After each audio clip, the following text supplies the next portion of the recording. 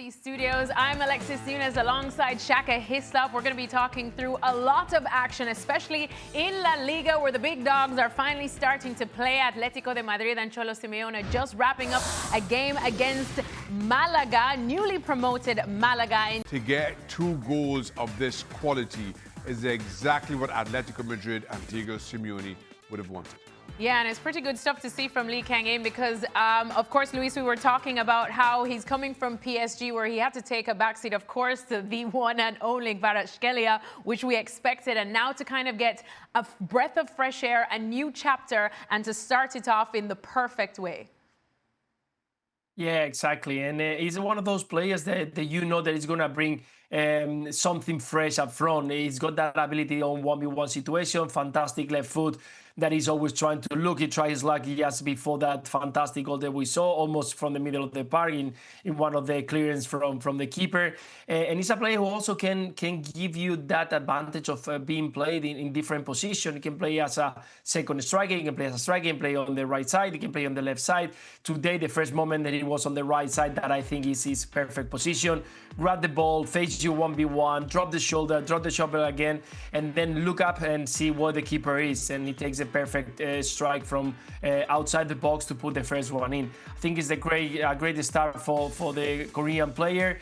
That shows Simeone something that maybe is missing, because when Giuliano Simeone playing that kind of position, his regular movements are wide to try to cross, not many diagonals, and not many goals during the season. And Kang-in Lee bring you something different, the ability of scoring goal, assisting, and always being a threat. Yes, indeed. All right, so Atletico de Madrid and Cholo Simeone take care of business. They are off the mark with their 3 points, but can their closest rivals get a good start to the new La Liga season? All right, well, let's talk about some transfer news parties, because now we see some other big signings. Ezri Konsa, he looks set to join Arsenal from Aston Villa for about £51 million. Tijani Reinders is heading off to the Saudi Pro League at Al Qadsiya for €61 million. And Curtis Jones, he's leaving Merseyside to suit up for Inter Milan for €35 million. Well, let's welcome in our Don Hutchison as well, who's joining us for this one. Don, let's start off with Ezri Konsa, because Arsenal, once again, looking like they're doing great business to further cement the fact that they are probably the best squad in Europe right now. Absolutely, and I think a very, very shrewd and smart signing, because Konsa's another player at Arsenal that can play different positions. He can play right back, he can play in a 2, he can play in a 3. Not that they play with a 3, but he's versatile.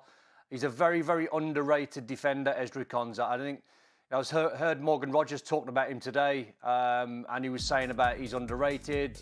He doesn't get done in any duels. He's good in the air. He's fast. He reads the game well. So you think for Arsenal and signing him, it's a fantastic signing. He adds to the squad. He gives competition to the players that are playing in those positions. It's a difficult one for Villa. Like Newcastle, are losing too many players. But in terms of the player making that move, going to the champions, I think it's a great signing for Arsenal. Great signing for Arsenal, and he's just one of many. If we have a look at all of the new signings for Arsenal, Shaka, you really are envious, especially if you're a Newcastle man. Yeah, you look at well, let's not go down. Let's not go down. Go down that road, Alexis. Look at the departures, very much fringe players. Trossard did play a significant role over the last couple of seasons, but he exits.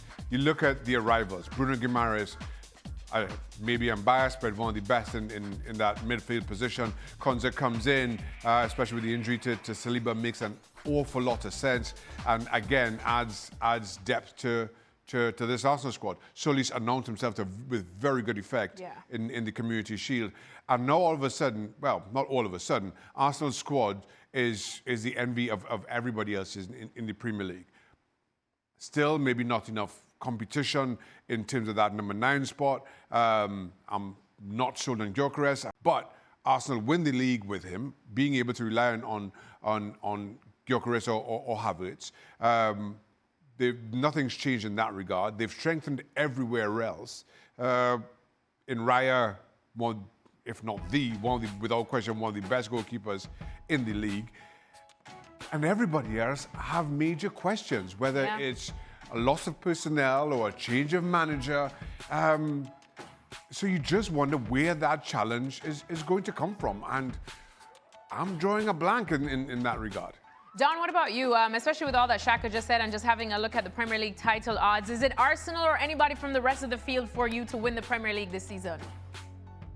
No, it's Arsenal all day long. To Shaka's point, I mean, Man City, Chelsea, Liverpool have all got new managers. And Man City are trying to re-go after Guardiola and losing Rodri and Bernardo Silva. I think it's Arsenal's by a distance. I think they'll play better football. I think last year was a grind for them. It had to be a grind just to get the trophy in the bag, to put it in the cabinet. This year, I think you'll see with the likes of Bruno Guimaraes, that signing, and Solis, another one. I think you'll see them a lot more chilled, a lot more relaxed, with the same intensity, of course. But I think you'll see an Arsenal side that season that will play. And to me, right here, right now, as we sit before Liverpool City, I think Chelsea might be done with their business coming in. I just don't see a challenger. I do not see a contender. Luis, what about you? Do you agree with the boys? Is it just looking like Arsenal, Arsenal, Arsenal now, or can you make a case for anybody else? No, it's difficult to make a case because of what the guy is saying. New managers means that you don't know what you're going to face. The signings from the rest of the teams have been the same. Manchester City, I think, is missing, losing a lot of talent in the middle of the park, and that's going to make an impact straight away. And the way of they playing, of they've been playing in the past few years, plus the manager, Iraola arriving to Liverpool, of course, going to be new fresh air, new style, and he's going to bring something extra for the player. But still, I think missing some pieces right there. A player who can capitalize all the chances, someone else at the back, even though that Araujo, I think, is going to be important for Liverpool this year because it's not only about going forward and scoring goals, but also not conceding. That I think that's something that they did happen the last year.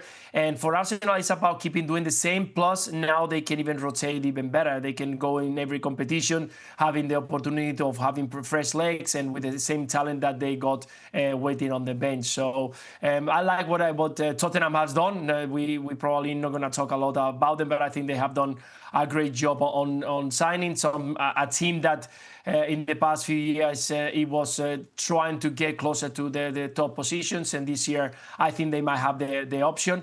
And with Chelsea and Xavi Alonso also to see what is happening with them, because again I think it's a very young, talented squad. Maybe too deep, but definitely something that we might see something different from the past 2 or 3 years. So yeah, for me as well, it's all about Arsenal and see if the other teams can challenge to get closer and keep the race alive until the last part of the season. Yeah, Don, Luis brings up a good point that Spurs also have been doing some pretty good business. It looks like now they could be grabbing Savinho and Omar Marmoush. If you're a Spurs man, are you loving that? Absolutely. I think they've had a fantastic window. And I think it shows you the pull that De Zerbi's got. He's got all the power. You know, he went into Tottenham at the end of the last season where they were looking like they were going to be down between them and West Ham, and he survived, and he made sure he kept Tottenham in the Premier League. Now he's got the pull. Now he's starting to sign proper Tottenham players. I think Don, Savinho what about had these two competition with specifically? Marmoush. What do you like about Savinho and Marmoush, what they can bring to Spurs?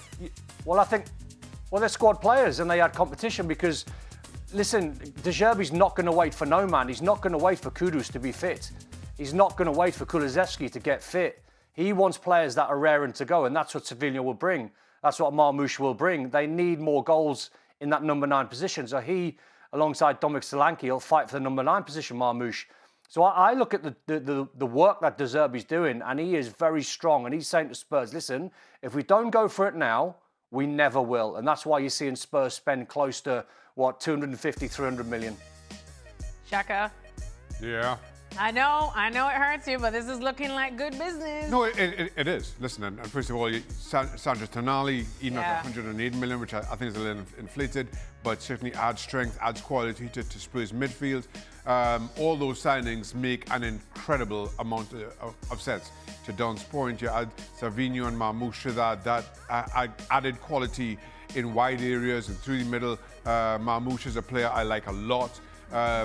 Didn't feature as much as he would like for Manchester City, but given what you saw of him at Frankfurt, a lot to be excited about if you're a Spurs fan. Yeah. Didn't kind of set the place alight at City, but I think that was more a symptom of the fact that Erling Haaland likes to play up front on his own. And so wasn't that kind of makeshift Julian Alvarez replacement that Pep Guardiola certainly was hoping for. But there's no question that Marmoush brings an incredible amount of quality as well to the Spurs squad.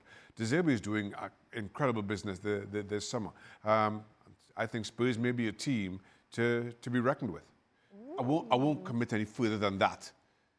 We had to be reckoned with. What were we thinking like? We'll talk about that later. We're going to talk about that later because Shaka made some bold predictions and there may have been some bets that went on off camera that we're going to get to. Shaka made some bold predictions and there may have been some bets that went on off camera that we're going to get to a little later on. But speaking of predictions, why don't we get to them now? Because you know we love some early predictions. We already saw what our Frank LeBeuf had to say, but we're going to start off with our Luis Garcia. Luis, let's have a look at what you're predicting for this upcoming Premier League season. You have Arsenal repeating as champions.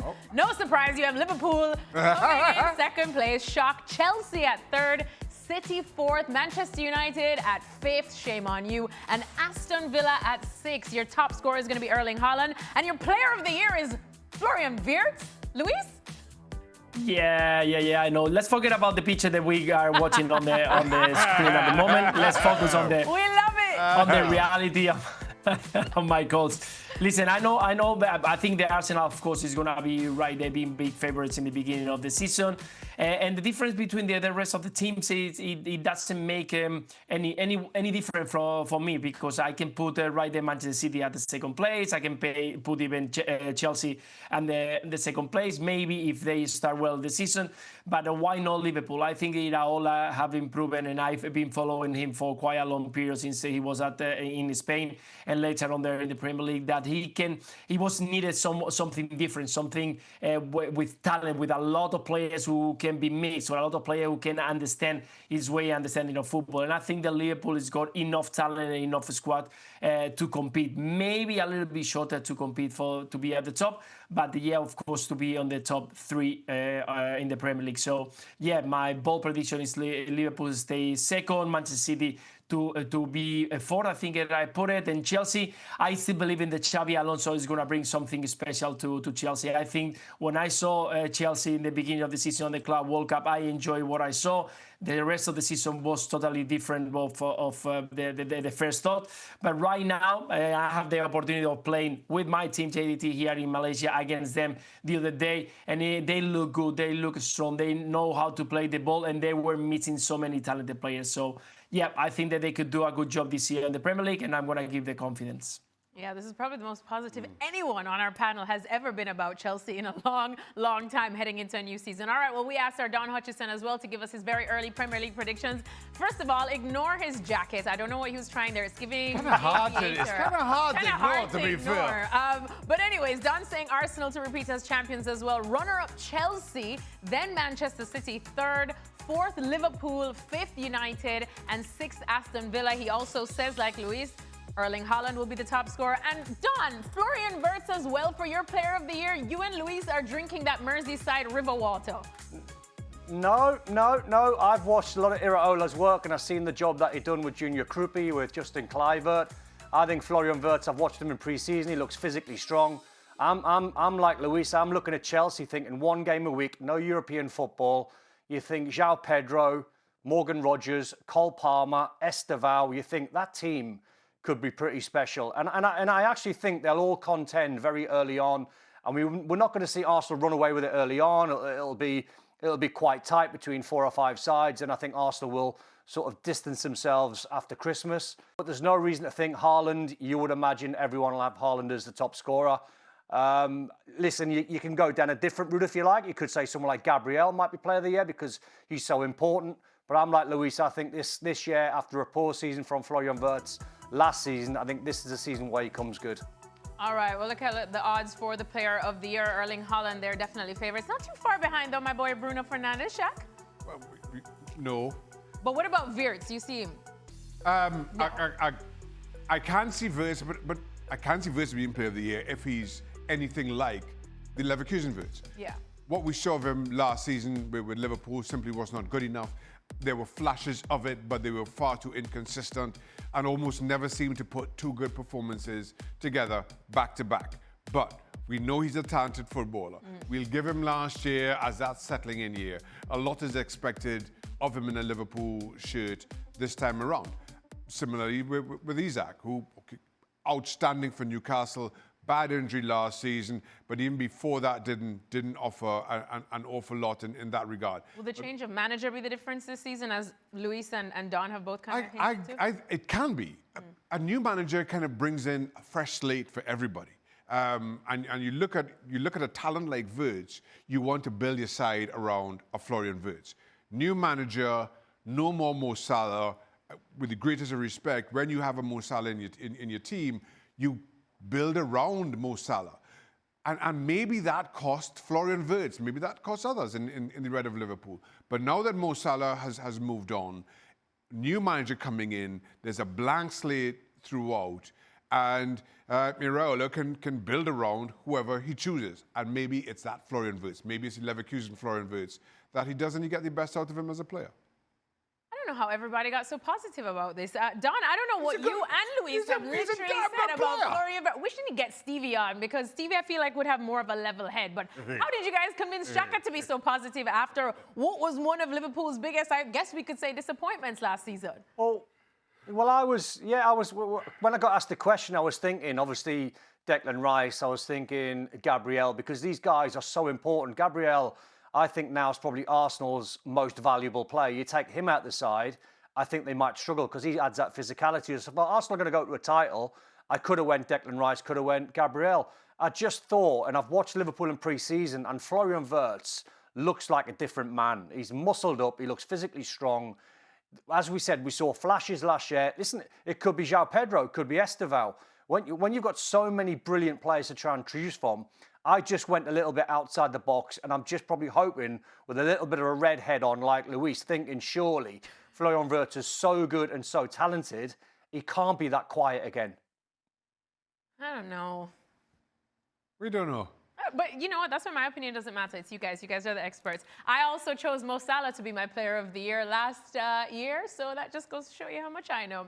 All right, well, thanks a whole lot to our Luis Garcia, who's put in the absolute shift here today. We're going to get Shaka Hislop's predictions tomorrow, but don't forget, ESPN FC, we are available 7 days a week again. Make sure to tune into tomorrow's shows for Shaka's prediction. Kay Murray will be back, and the return of Craig Burley. All right, speaking of Barcelona, here are a couple of their transfer targets. Yes, the one that made us go, huh? They have been linked with Victor Gyökeres, but as we keep talking about, despite the business they have done this summer, number one should be a striker. Surely, Shaka, surely. Without question. You lose somebody like Lewandowski and their goals and his goals. You totally understand that. Julian Alvarez is the preferred target, but he's not going anywhere. Surprising to see Victor Gyökeres at the top of that list all the same. All right, well, let's welcome back in our Alex Kirkland, who's been pitch side for us at the Metropolitano following Atleti's win over Malaga. All right, Alex, let's talk about Barcelona, though, quickly, because we just showed some of their transfer targets. They are ones that kind of had us puzzled in terms of Victor Gyökeres. Of course, we saw Lautaro Martinez as well. We know what they need, or at least we think we know what they need. Which of those names that we just saw is actually realistic for Barcelona to get? Yeah, it's quite a mixed bag, isn't it? It's a real assortment of names on that list, all kinds of profiles. Doesn't really seem to be any sort of through line I can see in terms of what links all of those players. It does feel a bit like it was sort of Julian, and now they are scrabbling around looking for alternatives. Lautaro Martinez, of course, I think would be, if they could get him, would be fantastic. His name's been linked to Barcelona before, been linked to La Liga before. The question is, can you get him out of Inter at this stage, given how important he is to them and given what he's done with them? I think that's highly unlikely. Gyökeres doesn't seem to me at all like a Barcelona-style player. But it'll depend, of course, how desperate they are and what stage we get in the window with them still needing to bring in somebody, because they've got to bring in somebody for sure.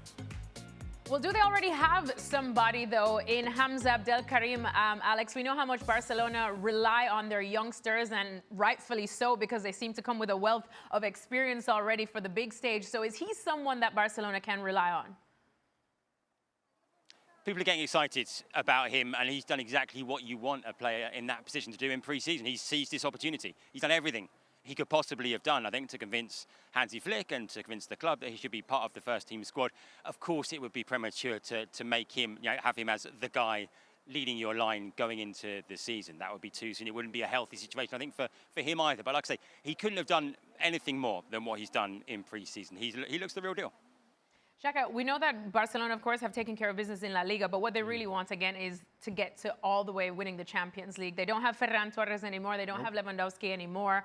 So realistically, if they don't sign an out-and-out striker now, how do they compete for that? I'm not sure. I think they have enough to again win La Liga and go 3 in a row with playing that false 9, whether it's Gordon, as was mentioned earlier this year, or Rafinha, who can play that position as well. But I think to beat the best in Europe, you want that out-and-out striker. Julian Alvarez is not going to happen. We have to accept at this point. So now you look at who else is left. I'm like Alex. Lautaro Martinez is the one that ticks all the boxes for me, but he's got another 3 years left on his contract with Inter Milan. How much is it going to cost for them to get him out of that? If Inter want to lose him this late in the transfer window without enough time, in their opinion, to replace him, again, you just wonder if that's a deal that can't be done. Maybe Luis Suarez from Sporting is an easy fix in bringing him over. But there just isn't. Nobody ticks all the boxes and is an easy get. So now you're just trying to figure out what's the best option, though it may not be ideal. That would work out for them financially as well. Even though we know Barcelona can do some financial gymnastics. I've stopped trying to figure out how Barcelona would do. I want Barcelona's accountant to come and have a look at my finances. The way they find money, I hope they can look at my bank account and find that kind of money. Of course, that you were just working on for us, Atletico de Madrid, with a nice 2-0 win over Malaga. Just your thoughts on the game. Yeah, they got the job done. They'll be pleased, I think, with the outcome of the game. It's not an easy situation at this stage of the season, opening game. You know, half the players aren't fully fit. Literally half the first team wasn't able to start this match. What we saw was the huge quality they've got in the squad, huge quality coming off the bench in the second half when you can bring on players like Alex Baena, a world champion with Spain, brilliant at the World Cup, scored a goal here. Kangin Lee, a new signing, brilliant goal from him as well. They've brought in some quality in him this summer. Marcus Llorente as well, Giuliano Simeone, so many players. Other players didn't even get off the bench that are really good potential first-team players. So they showed the strength they've got in this squad. They will have a good team once they're all match fit, once those players are starting games. It was tough. Malaga, quite impressed with them, especially in the first half. You can see they're a club that have come up with a really clear idea of how they want to play. A lot of these players, the team's barely changed since last season. I thought they did really well. But in the end, yeah, let them be pleased with the result. And we know there's a lot more to come from them. The one big question mark for them will be centre forward. Julian, if he does indeed stay, as it looks like is going to be the case right now, what sort of state is he going to be in terms of his morale? And what sort of role can he play and how soon can he play? And what sort of reception will he get when he's eventually available here at the Metropolitano? Yeah, and Alex, we saw a couple of new faces and new signings for Atletico de Madrid today. You got to catch up with one of the new signings after the game. What did he have to say? Yeah, Kangin Lee had a word with him. He's quite a humble kind of guy. He wasn't getting carried away. He said that he's getting there in terms of his adaptation. Of course, he's a player who knows this league extremely well. Came through here at Valencia, was at Mallorca before going to PSG. So in terms of adaptation, it should be pretty minimal. But he said, he's getting there step by step with his teammates, with the coaching staff. Made the instant impact today. Looked really, really good. Not just with the goal, with his all-round game as well. The kind of player who can bring the kind of things that Atletico sometimes lack, I think, in terms of creativity and spark in the final third. But yeah, he sounded sort of cautiously, delighted, of course, with the goal, but sort of taking everything very much in his stride. All right, Alex Kirkland, thank you so much for hanging out with us all day, Alex. But it is the start of a new La Liga season, so we'll be seeing plenty more of Alex Kirkland and plenty more of these two. A fresh edition of the Gab and Jules Show is available now wherever you get your podcasts. All right, that's all she wrote, Shaq. That's a wrap for ESPN FC, but do not go anywhere because Extra Time is next.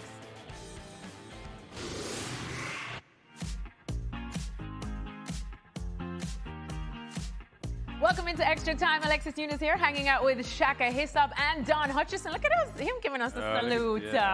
Oh, Don, what a fancy By the way, man. what was that jacket? Don, yeah, let's talk we have to about- address that. We have to address that. We have to address that jacket because I thought it would be Luis Garcia's hat that stole the show from the picture we dug up. But that jacket, it was giving the aviator, and I kind of like it, but I think it was the hair that No, took it's part Yeah, smoking you've jacket, gotta- part There it robe, is. part tuxedo.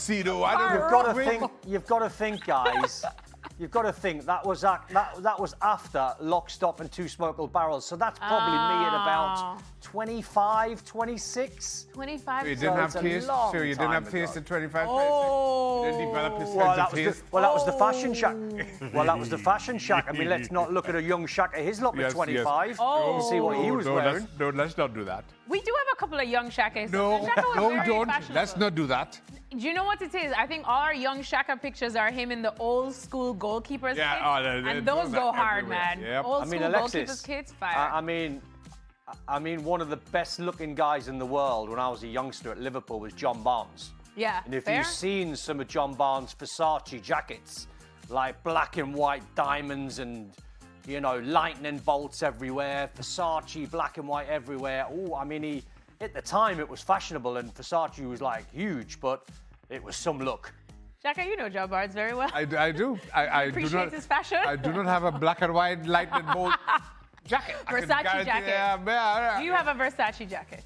John could have pulled it. No, I know. Barnsley could have pulled it off though. Goodie. Barnsley could have pulled it, but yeah. Give him that. All right, we're gonna have to dig up some of these old school pictures. We love it. All right, let's get into the first question. Now, it seems everybody's ready to give Arsenal the Premier League trophy, but weren't we all ready to give Liverpool the trophy this time last season? Absolutely correct. After all the business and the cash they splashed, but Don, didn't work out too well for them.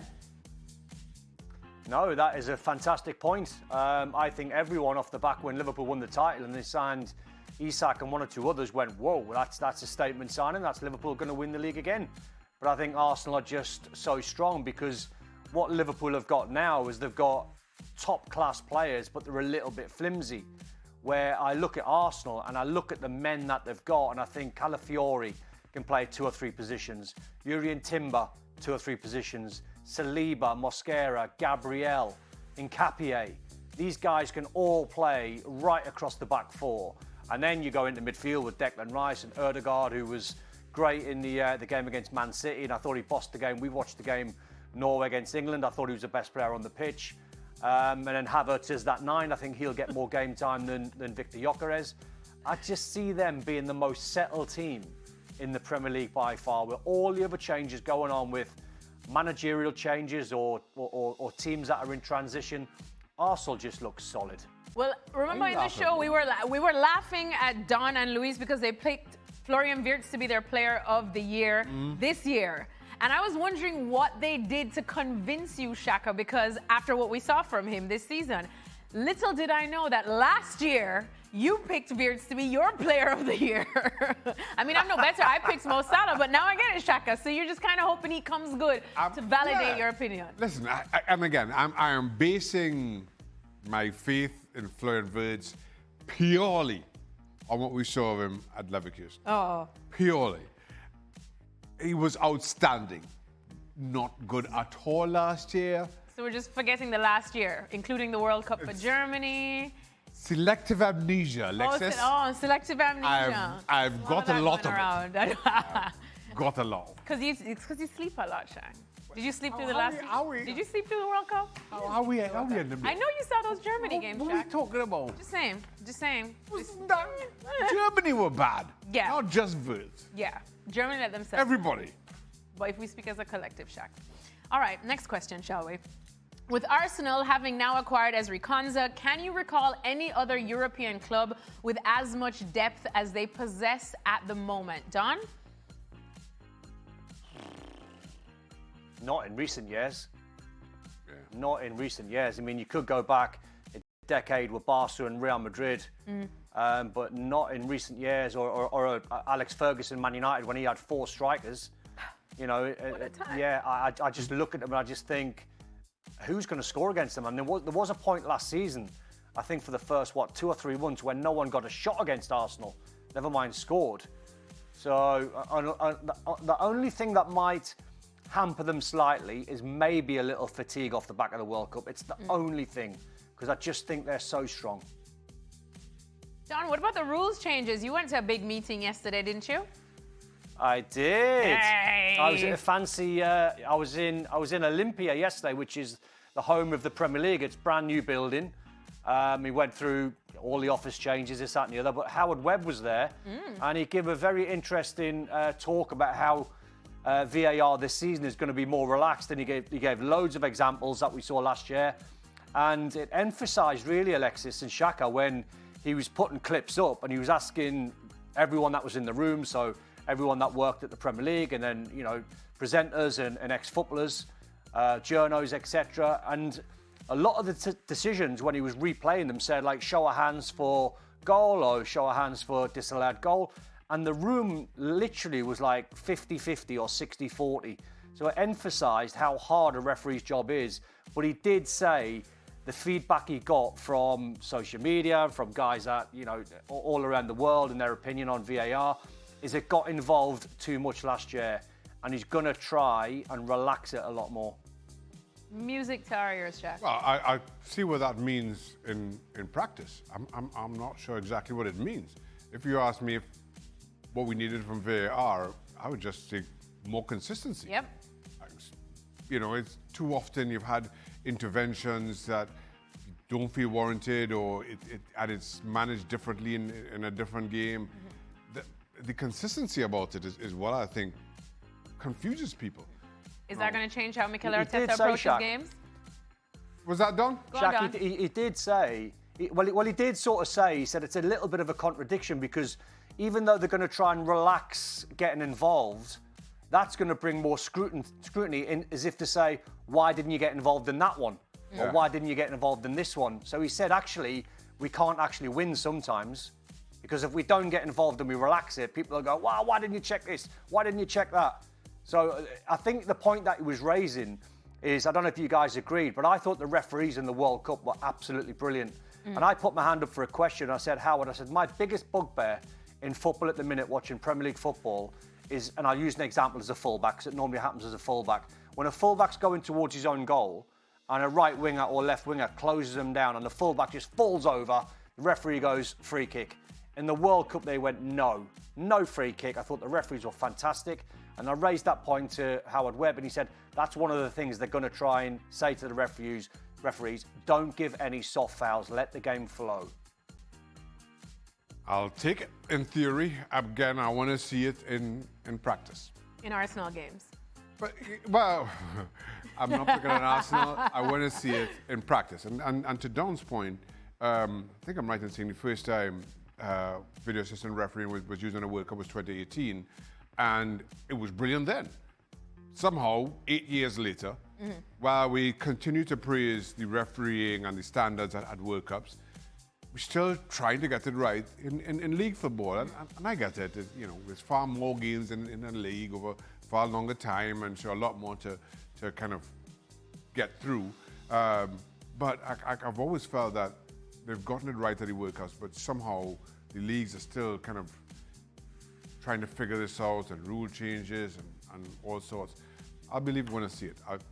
That's all I got. Well, One was very, very interesting. Sorry, Alexis. One was very interesting, and he was trying to crack down on players feigning injury. So if an outfield player goes down and the physio comes on, that player's got to go off now for a minute instead of 30 seconds. The interesting one was when a goalkeeper goes down and he needs treatment, he then obviously can't go off. An outfield player's then got to go off in his place for a minute. That's an interesting one, that dynamic. Our Ale Moreno wouldn't stand a chance. No. Feigning injuries every second, he'd be out for the entire game. Yeah. All right. Next question then, shall we? Are Spurs acting Spursy in the transfer market, fighting relegation and then playing FIFA transfer in real life, signing Tonali, Fernandes, Marmoush and Savinho fit in the De Zerbi project? Don, you want to tackle this first? Good on him. Good on him. Good on De Zerbi, good on Tottenham for listening to a manager who's saying, I've got the power, I'll take you away from the bottom four. I'll get you back into European football. Let's no longer be Spursy. Let's spend the cash. And I think the job that he's done and the players that he brought in, I think so far been exceptional. Jack? I agree. I think it's needed from Spurs. Yeah. Listen, despite what the table may have said the last couple of seasons, Spurs are a big football club. And I think this has been needed for them. And credit deserving. But now, of course, that means expectations are very high for Spurs this season. Well, I'm glad you say expectations are very high for Spurs this season because I want to know how high. Let's go to our next question that asks, any chance Tottenham will finish in the top 3? Don, top 3 for Spurs? No chance. Not a chance. After everything we just my said. Ears did, my ears did prick up in the show when Xhaka sort of teased us a little bit, but he didn't really go all in. He didn't go all in and tell us where Spurs were going to finish. I think they'll finish between 7th and 8th. That's because Shaka's giving his full Premier League predictions on the show tomorrow. But Shaka, give us a teaser. Spurs top 3? Oh. No. No? Nope. No chance. Spurs will not be in my top 3. Are you willing to put something on it? I am. If Spurs finish top 3, here's my promise. Say it to the camera. To Mike Rodriguez.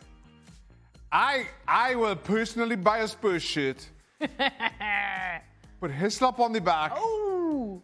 Whatever position they finish as the number, and wear it for a week straight at ESPN On the show. FC. Yes.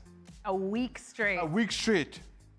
So we can schedule in for a week straight. You can schedule me for how many ever shows for however long you want. I am wearing it every single show for a week straight. All right, well, we have that recorded. Don, you heard that too, right? You're my fellow witness. Heard it, absolutely heard it. Shaka, what about United? What if United finish top 3? If Manchester United finish Here we top 3. go!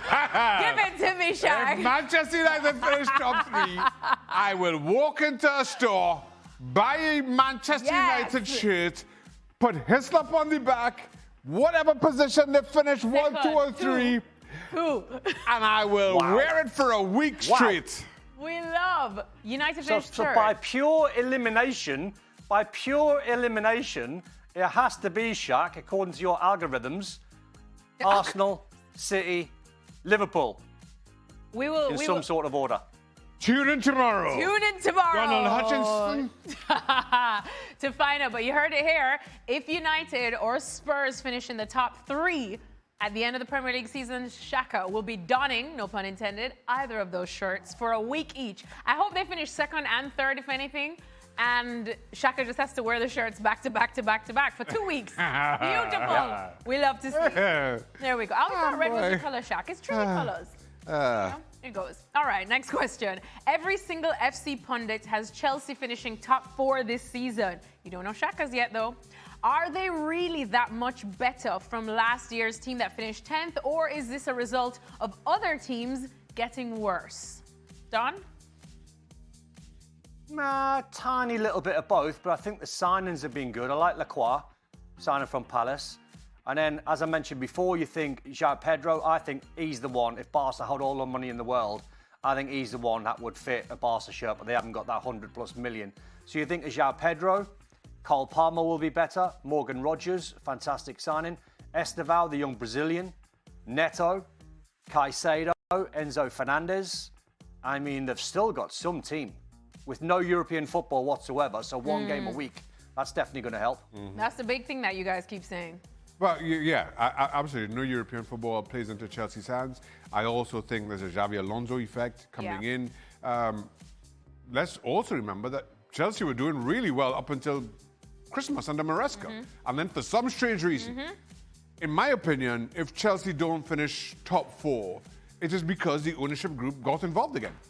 I thought they were doing well under Maresca, and then ownership group comes in, he's out the door, and then everything just kind of comes apart at the seams. Yeah, the players themselves even admitted that they were a bit surprised too and had no idea what was going on. So, big season ahead for Chelsea. We shall see. Next question. Don, which of these clubs has suffered a bigger loss with regards to the departure of their key players in this window? Manchester City with the loss of Stones, Bernardo and Rodri, Newcastle losing Gordon, Tonali and Guimaraes, or Villa losing Rodgers, Tielemans, and now Konsa? Man City all day long. Oh, I thought you were going to say City Newcastle. all day long. No, well, listen, if you don't want to play for Newcastle, off you pop. Go and move on. Spicy. Newcastle have gone in a different direction. Listen, you can look at it two ways. We're Newcastle fans. I'm a Newcastle fan. I can get really down thinking, we had Elliot Anderson, we had Bruno, we had Tonali, could have been the best midfield three. We had Isak and Anthony Gordon. We were so close to getting top 2, top 3. But those players have wanted to move on. If they don't want to play for Newcastle and they've got aspirations of going winning trophies in Champions League, and in Bruno's case, champion at Arsenal, then you have to say good luck to him. You're only in the game a short period of time, and Bruno's close to 29. I don't blame him. Having said that, you get behind the young players at Newcastle. You wish them all the best. Yaisla's a progressive manager. He'll work them hard. I like what he's been saying. But in terms of the question, having no Pep, having no John Stones, having no Bernardo Silva, and having no Rodri especially, I just can't see how City win the league.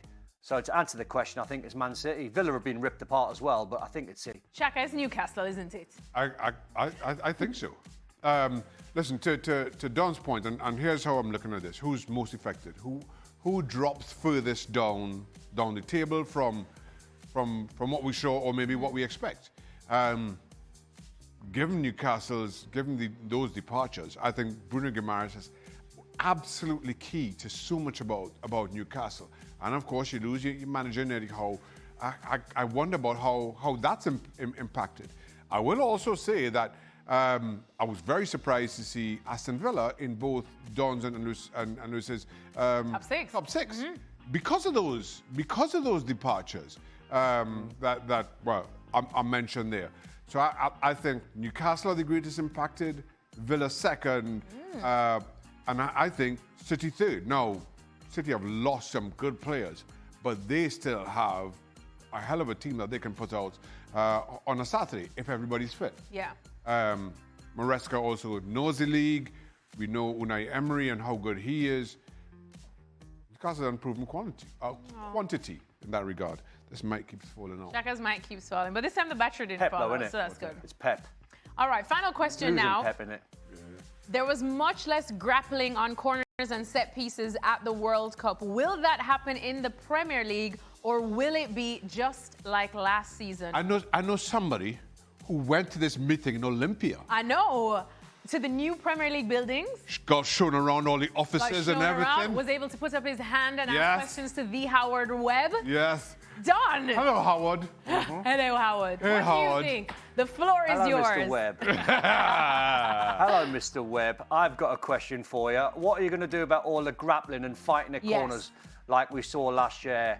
And he said it's very, very hard to police because all footballers are always looking for an edge. We are always trying to bend the rules. We're always trying to look for something. But it worked at the World Cup, and he said if no fouls are... Well, they've never done it. We didn't really see it. And someone actually did ask him that question. Someone actually asked him, why didn't we see it at the World Cup? And he actually said, I don't know. He said, the only thing I can think of is when you're with your club, you can work on your set plays from a Monday to Friday. When you're away at a World Cup, maybe there's less time to sort of work on all the set plays, wide free kicks, corners, for and against, etc. I just don't think teams in the World Cup were that interested in doing it. I think last year in the Premier League, we don't really see Barca do it. We don't see Real Madrid do it. I think it was a Premier League thing last year where everyone just got massively hooked on thinking, right, it's set plays, it's fine margins. Hopefully, we don't see it this year, or hopefully we see a little bit less of it, but still, it doesn't matter what it is, Alexis. If I'm playing in a game and a ball goes out for a throw-in and I know it's not my throw, we all shout, ball ref. And we all try to bend the rules in our favour slightly. It's just human nature. Jack, are you buying that? Let me ask you a question. Putting your hand up. Mr. Donaldson or Mr. Hutchison. Mr. Webb via Mr. Donaldson. Why is it so hard to police?